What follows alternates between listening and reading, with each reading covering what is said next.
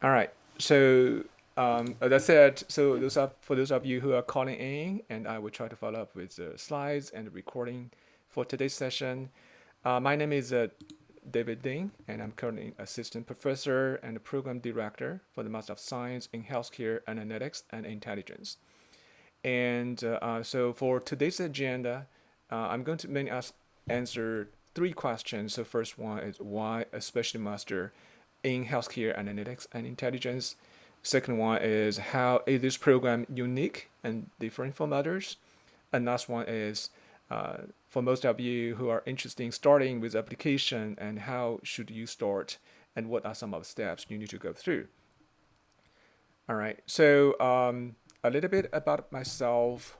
I joined Rutgers around 2 years ago, and prior to Rutgers, I was at the Penn State University and University of Houston for roughly around 10 years altogether. And my work interest or my research interest is mainly in healthcare operations management and healthcare data analytics. So that's why I'm leading this new program. And at the Rutgers, the programs that you're attending or the session you're attending right now is for a new program in healthcare analytics and intelligence. So prior to the new programs, our program is called healthcare service management. You probably still see some of the programs informations for the old names before, and the new programs has been approved through multiple different stakeholders, and right now the final approval is going to come in very soon, next month, and through the state of New Jersey. So for the coming cohort, which is the fall 2020, we're looking forward to have all students enrolled in the program under the new name. All right, so I'm going to have a little bit discussion about the program as we following up with the towards the end of today's session as well. So for myself, I worked on a couple different major projects with either local hospital organizations and healthcare agencies. And the main research that I worked on, the topics I worked on mainly refers to hospital cost efficiency and patient experience management as well as the quality management. All right. So for since most of you are calling in, and unfortunately, I will not be able to do this polling survey. And so, what I was trying to do is to get a sense about where you come from and what do you think is the most important challenge in the healthcare industry, especially given the COVID-19 we are facing right now. But since we don't have that access information, so I'm going to go past this one and I'm going to start with the three questions I mentioned about. So first one, why this program? So healthcare system in United States is quite unique and is different from all other different countries. It's different from Canada. It's different from UK.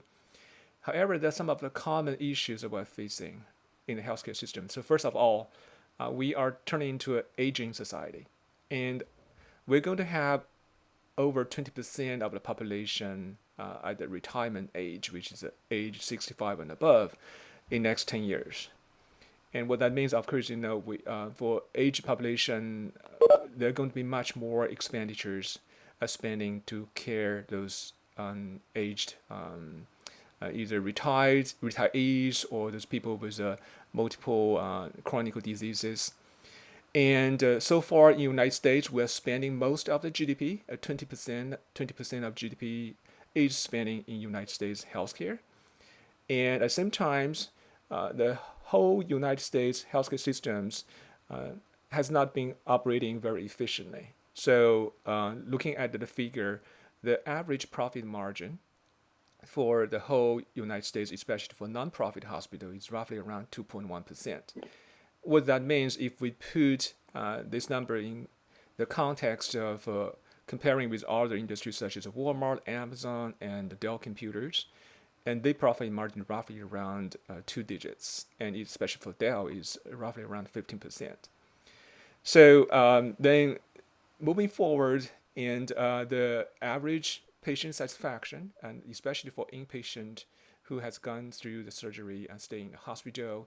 And upon discharge, they receive a survey asking themselves about the satisfaction with the care delivered. And out of 1 to 5 scale, the average patient satisfaction is only 3.4, which is less than 70%. Of course, that means that we are not very happy with the current service delivered through the hospital system. And the last one, could be most important, is on every year, roughly around 500,000 patients died in hospitals because of preventable human error. So if you look at this large picture with those figures I showed to you, there are tons of different opportunities for us to make improvement. That's why it makes healthcare a fantastic industry to looking for, especially for career development and for opportunity to expand your network and to develop, especially using data analytic approach to find ways for improvement. All right, so some of the trends and opportunities in this industry, and the first one, of course, we're going to talk about the big data and healthcare analytics.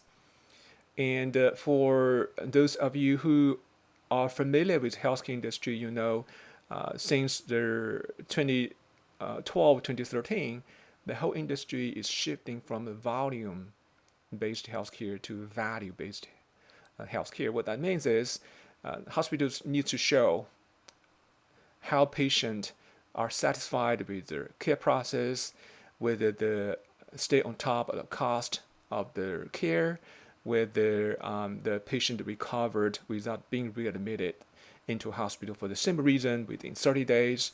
So all of those ones becomes very specific measurements about how hospitals are performing over time.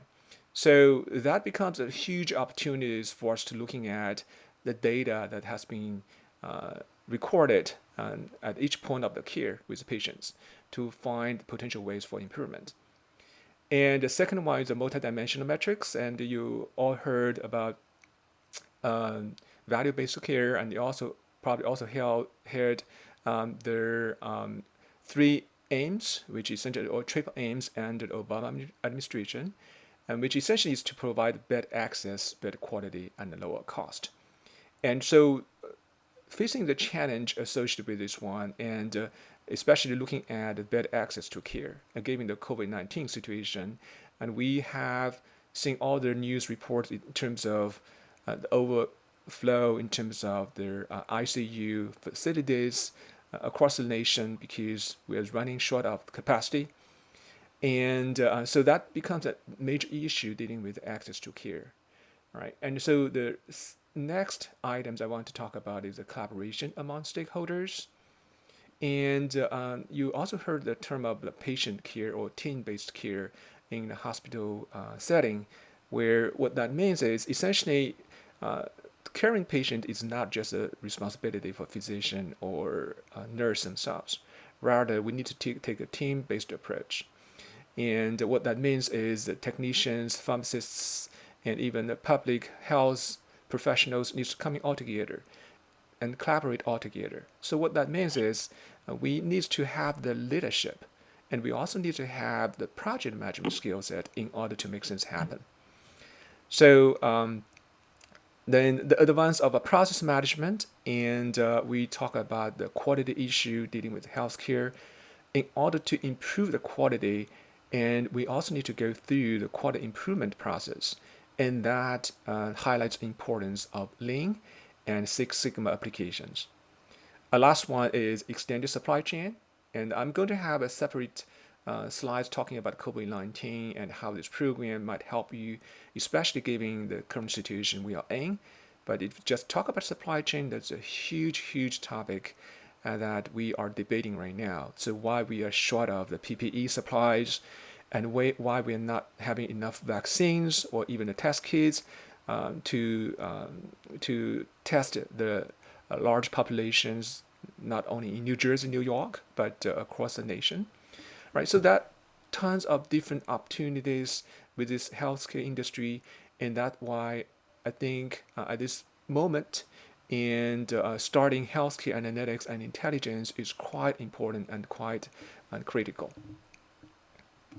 All right, so these slides I draw based on uh, several years of talking with the industry leaders in healthcare, especially in healthcare analytics and healthcare administrators.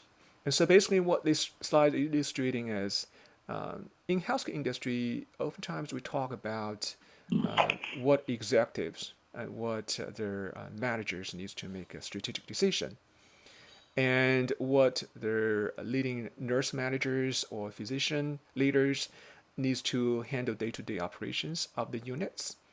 And we also talk about how clients, such as a patient ourselves, needs to have access to real-time information to track our own records. So we talk a lot about this. And so how can we make this happen?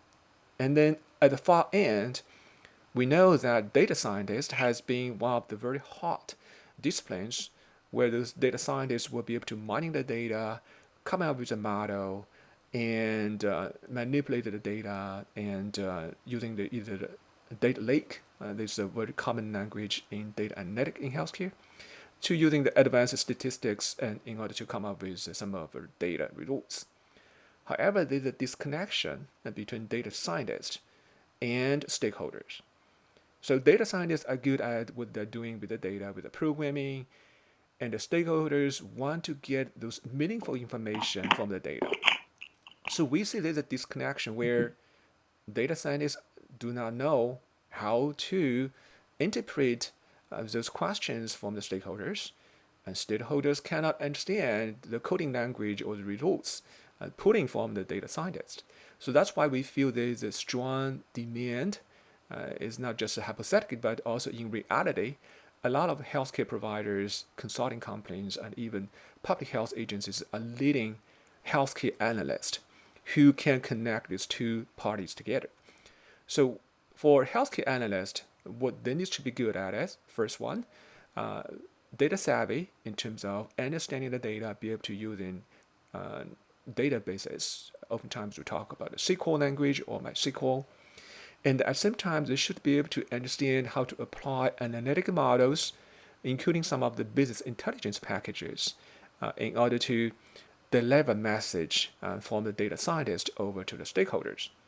Last one, they also needs to understand statistics, needs to be able to understand and what situation and what model we need to apply.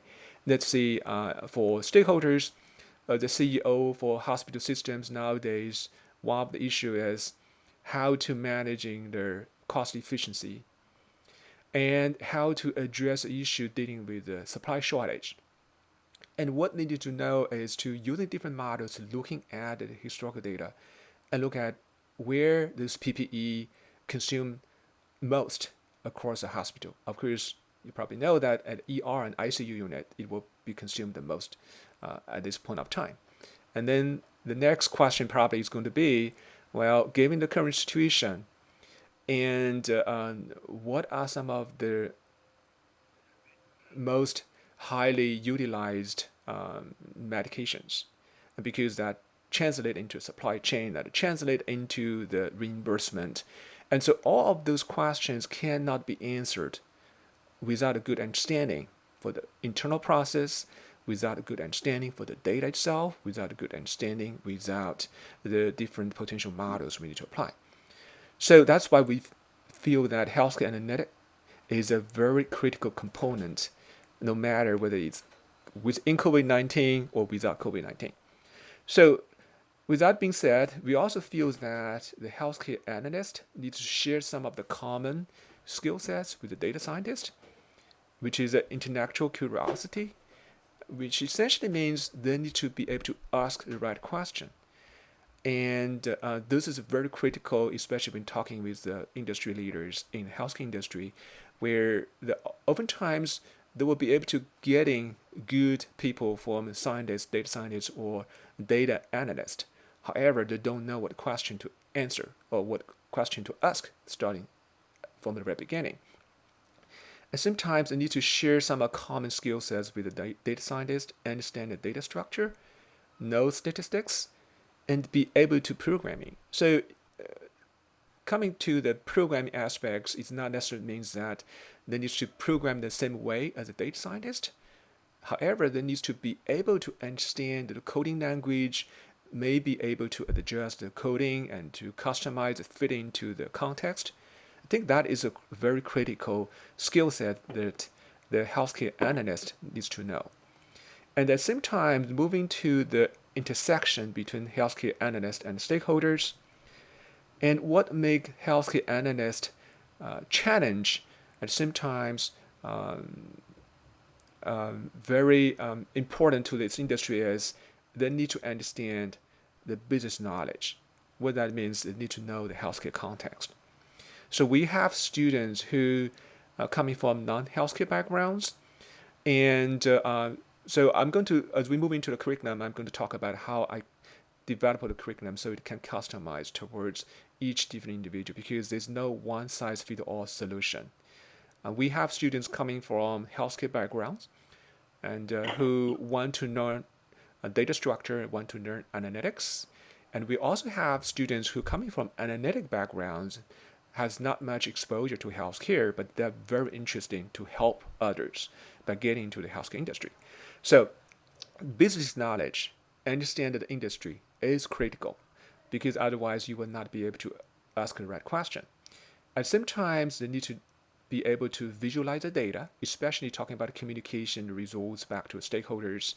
If you put yourself as an example, as if you're going to present results to CEOs or CMOs within an organization, and within a few minutes, they need to get a message right away. And you don't have time to go through the coding. You don't have time to go through the number. Rather, you have to highlight the importance of the results. A lot of times using visualization. And visualization is one of the key components in BI, business intelligence. So that's why we feel it's very important for students in the program to be able to get the training in those areas. All right, so I put a definition for analytics from Deloitte over here, but I'm not going to read through them. But basically, it's talk about for people who are interested in healthcare analytic professionals, and you need to be able to understand the use of technologies, the different statistical models, and sometimes you need to understand the industry well in order to deliver results or deliver the insights. Okay, so market of healthcare analytics. So this is one of the common asked questions. Once I graduate, where can I go for a job?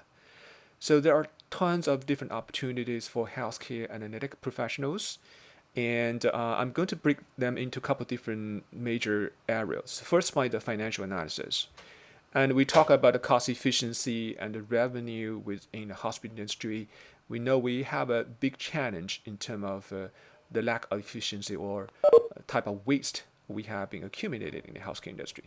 So how could we go through those different numbers, financial numbers, find a way to enhance our efficiency to help with the processing of claims, to identify potential fraud, and to do risk assessment.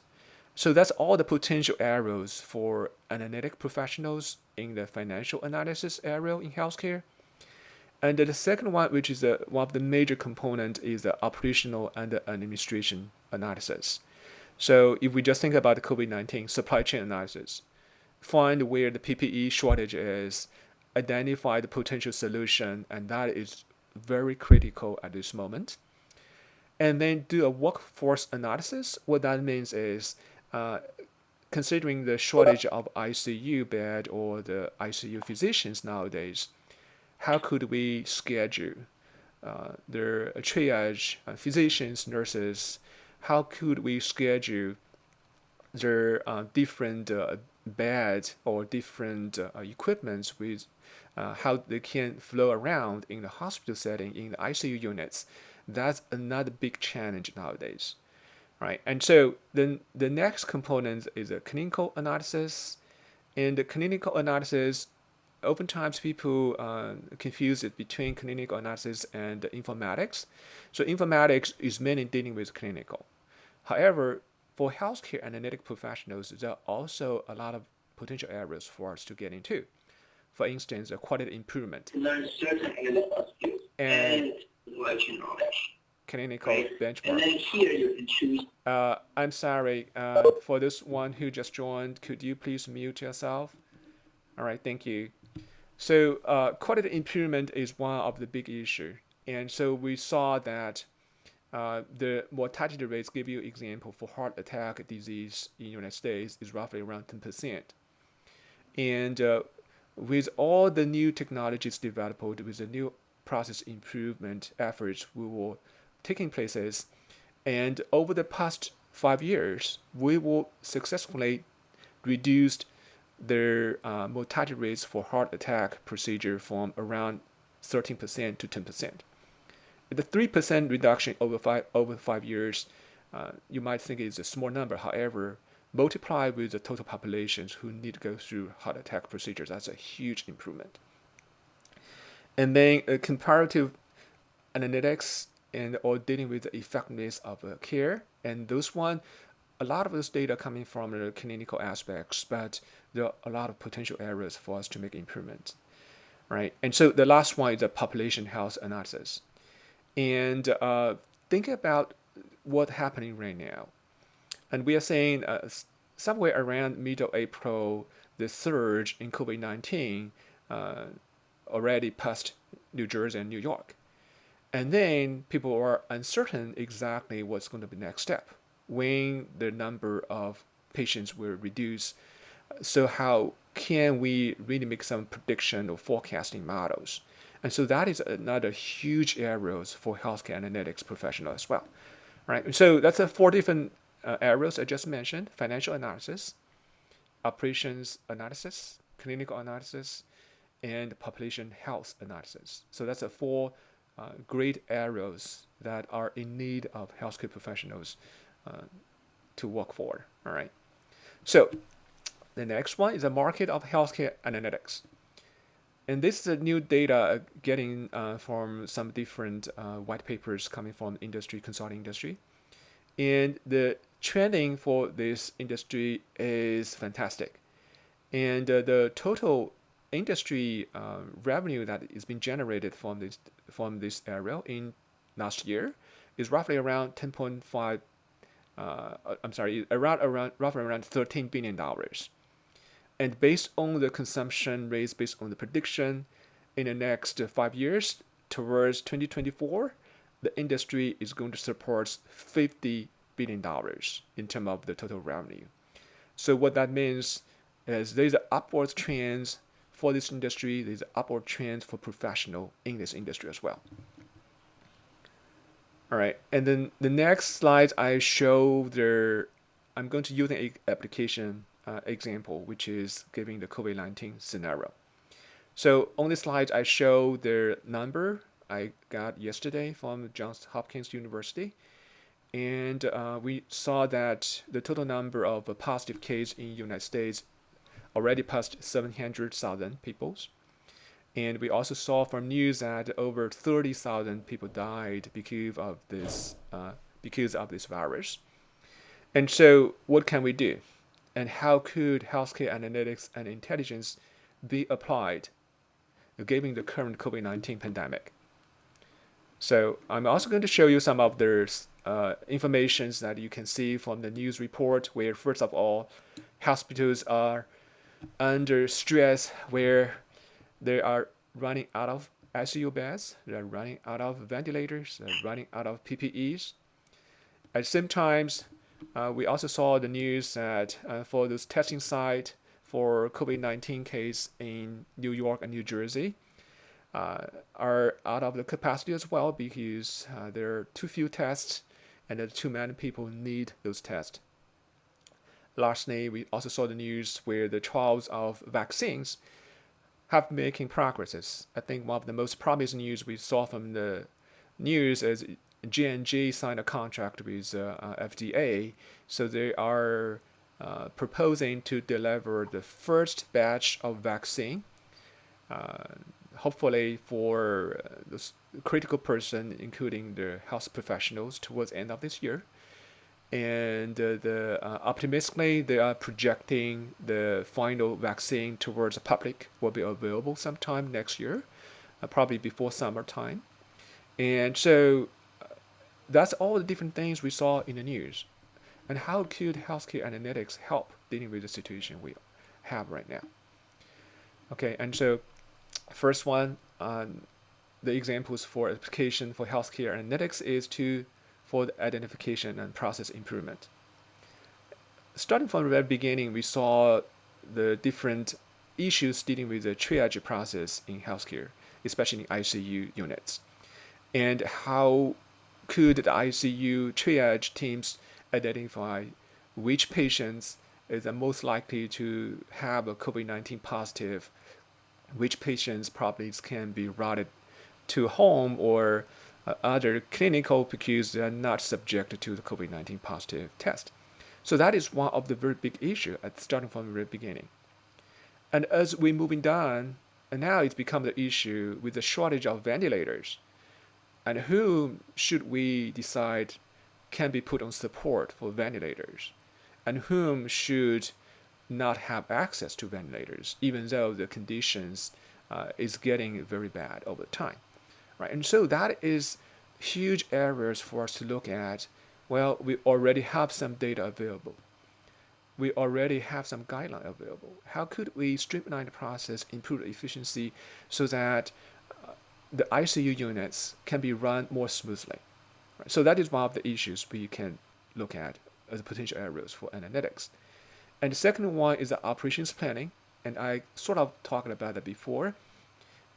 So one of the things we know, so some of students in our programs coming from healthcare professionals, clinicians and nurse practitioners, and within Robert Wood Johnson Barnabas systems, and now the nurse practitioner needs to work 12 hours per shift, 3 a.m. to 3 p.m. or 3 p.m. to 3 a.m., which is totally different from what they experienced before.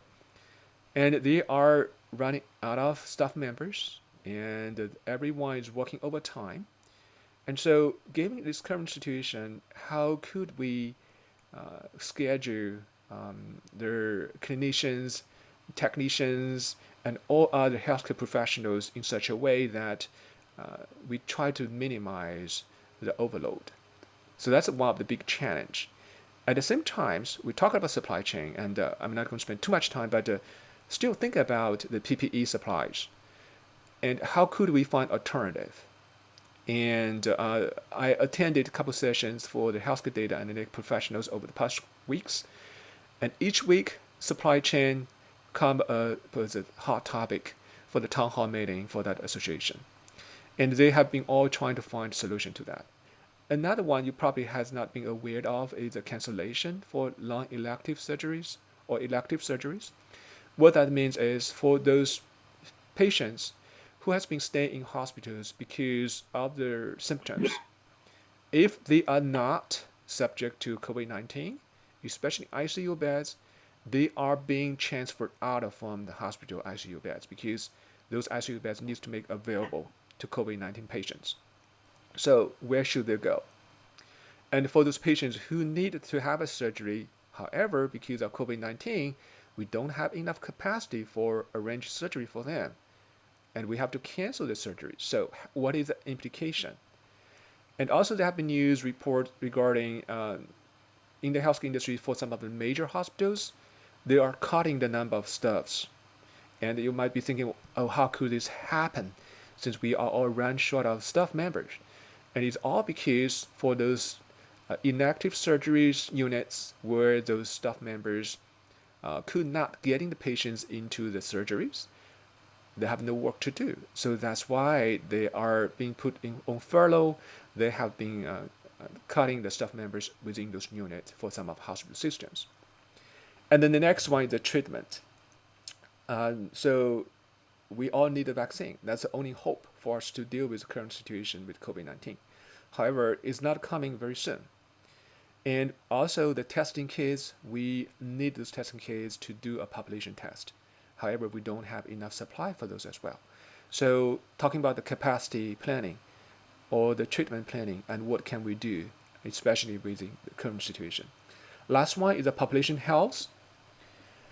And if you still remember the news at the very beginning, and the people saying that only those people age 65 and above are most likely to suffer seriously condition and given the COVID-19.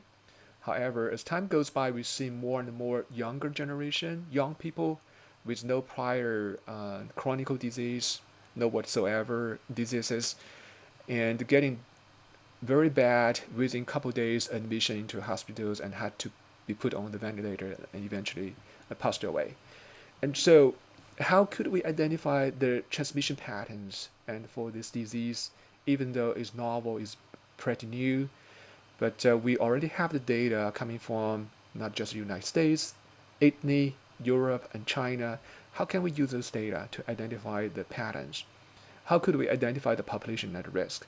That's been a huge topic talking about the health disparity with population, Hispanic population, and Latino populations has very high infection rates, has a very high death rates.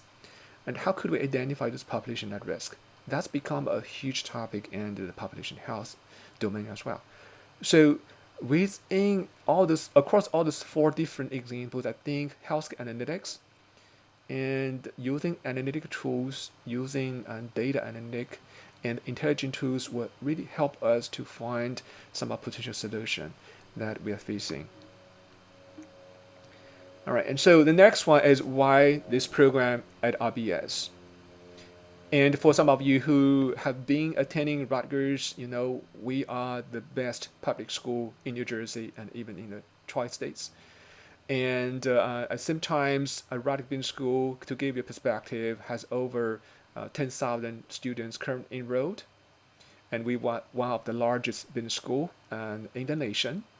And at the same time, we also have a very strong healthcare and pharma programs within business school. And the objectives for this program that you are interested in is to help professionals to gain the competitive advantages through learning of different analytic tools, the context in healthcare, so that they can create data-driven solution for very complex problems in the healthcare system. So our program is different from general data scientist. We are not expecting students to do heavily programming. Our program is different from healthcare administration, where the purpose is to develop those administrators without necessary understanding for analytics. We want to develop the profession who sit in between, who understand the language, who understand the context, who knows healthcare, at the same time understand how to apply different analytic tools to solve problems. This area, as I mentioned, is one of the very highly demanded areas in the industry. So this program is a 36 credits. And as we go through the curriculum, I'm going to talk about how it can be customized, because I know from my prior experience, there's no one-size-fits-all solution for students in the program. And we can waive up to or transfer up to 6 credits, which can make this 30 credits rather than 36 credit. If you are interested in this transfer or waiver, we can have a discussion after we finish the main session today. And also, we collaborate across different departments, across different college in this program. So I picked the courses that are most beneficial, most valuable to students in this program, so that you can build your strengths in healthcare, business analytics, and somehow and develop the general business acumen as well. So the team.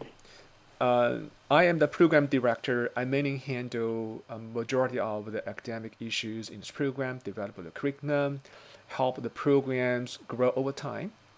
And Joe Agresta was a VP for Johnson & Johnson, and he's helping us with the program establish industry connection, outreach to industry for internships and positions, jobs, and also getting inputs from industry experts. And Katrina is a program coordinator, and Lee Resnick is a retired principal at Deloitte, and he's currently teaching within our programs. And Michael Crocker used to be VP at Bayer, and he at Bayer, and I think his main job responsibility was working with the hospital system with the pharmaceutical needs. So that's small teams that are working together right now, but we all have the same beliefs that healthcare analytics and intelligence is one of the disciplines that in needs of the talents, and it's going to have a huge growth down the road. So the curriculum. There are a couple of different major components I want to talk about in the curriculum, and since I spent a lot of time come up with this curriculum. So first one is the healthcare core, and in this core, as a as you probably heard already that I mentioned this is the 36 credit. The healthcare core accounts for 9 credits or 3 courses, and you can select different courses such as healthcare service management, which is offered through this program, or healthcare economics, healthcare finance, population health, or healthcare systems and management market. And so then the next one is the business core. And in this core, you are required to take 2 courses out of 4 different options. And you can either choose to do project management, or you can choose to do Six Sigma, or you can also choose to do accounting for managers or valuation of new business ventures. All right, and so then the next large component is analytics and intelligence core, and this counts for 12 credits or 4 courses. And there are a range of different options for you to choose over the semester. Each semester, I will provide some recommendations in terms of what might be some of the courses that are, I would say, can be customized towards students in the program. But so far that we have options for healthcare analytics, healthcare operations analysis, decision making, data analytics, data visualization, data management, artificial intelligence or business intelligence, and from either coding perspective or from supply chain perspective, as well analytics for business intelligence. So that's kind of the different options that we are providing right now. Last one is internships and electives, and those counts for 9 credits. So what this section is intended for students who coming from different backgrounds. So for instance, some students are more interested in pharma industry, and we have a couple of students coming from backgrounds, pharmaceutical backgrounds, and want to pursue analytics positions in pharma industry. And we do have the pharma-related courses such as pharma purchase and supply chain. And some students are more coming from analytics backgrounds and want to develop the program skill sets a little bit further. So they can also do machine learning or Python methodology. And some other students probably coming from different industry want to know healthcare a little bit better. And we also have additional healthcare courses for the students to take as well. All right. So I think altogether, this is a 36 credit program. And there are 2 different options that we are saying we are suggesting students to take. First one is the fast track, where students spend a little bit over a year or 3 semesters or up to 4 semesters to finish the program. And for this option, oftentimes the students need to take at minimum 9 or 12 credits per semester. So this fits into the students who want to get the program completed as soon as possible. And so this is what we call the fast track. And the second one is a regular 2-year track. So, and this type of situation, students are a bit more, most of them are working professionals and taking the program part-time. And they want to take the time and customize the program based on their own working schedule. So one of the things I want to mention is almost 95% of the courses that we talk about over here are delivered at evening time, which is either from 9 to 6. From 6 to 9, or 6:40 to 9:40. A majority of the courses are delivered in New Brunswick campus, and we do have a portion of this course delivered online, and then we also have a portion of this course delivered in hybrid format. What that means is, for those hybrid courses, students are meet once every other week. and then the rest courses are delivered in the traditional classroom setting. So they're a combination of different formats. And there are a few other courses that could be taken at some other campus, such as Newark or even in Morristown. So, however, we do not have a lot of those options. Okay, so that is the current setup for this program.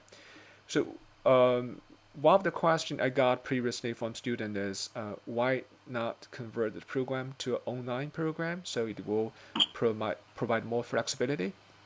What I can tell you at this point of time is for the fall 2020, which is the coming fall semester, we are under discussion whether we should deliver majority of the course online. That's an ongoing discussion because we are not sure whether the campus will be opened at that point of time. However, administration has not reached the final conclusions yet. Okay, but one of the purpose for us to not deliver the program fully online is that a lot of learning occur in classroom setting, especially giving the different mix, which is very unique in our program. You are going to sit together with people who has a lot of program experience, who have clinician, nurse practitioners, physicians, or who are coming from pharma industry. In online environment is very difficult for us to share, to learn from each other. But their in-classroom discussion oftentimes is very valuable and very unique in this program.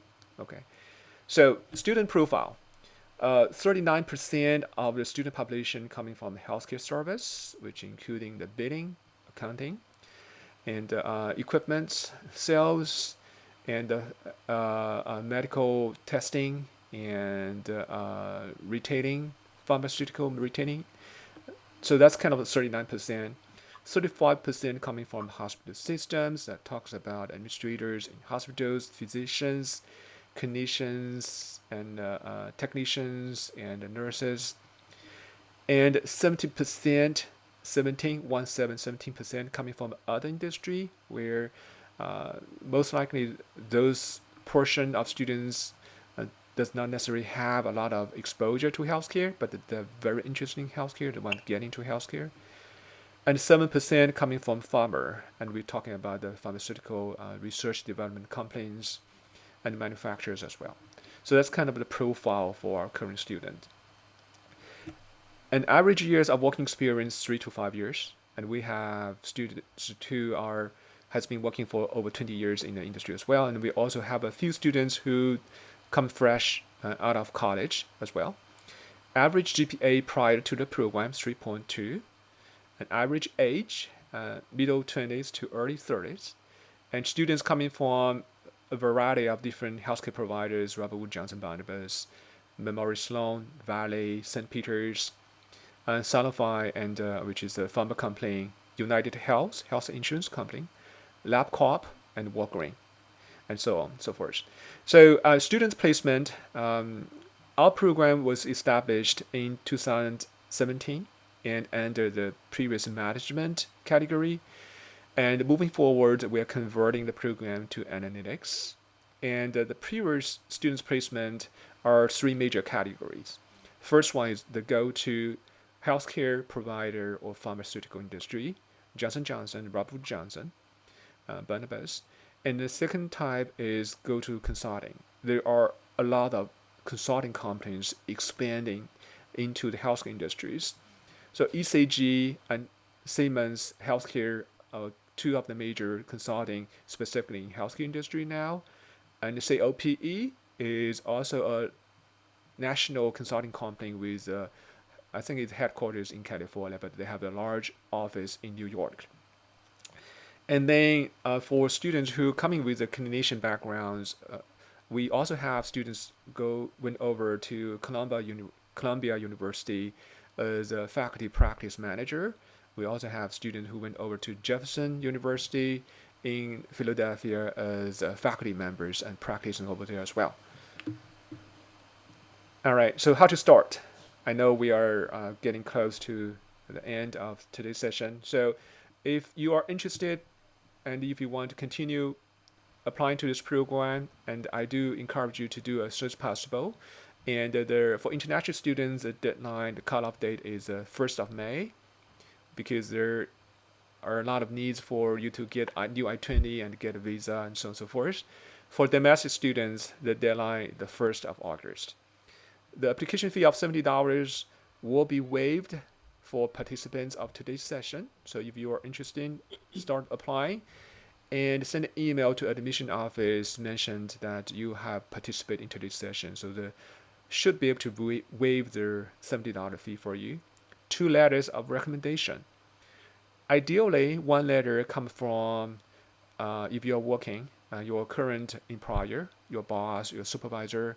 Another letter should come from the professors or faculty members you worked before, the course you took before. And so what we are trying to do is to evaluate both your academic preparation. Of course, we also need your transcript as well.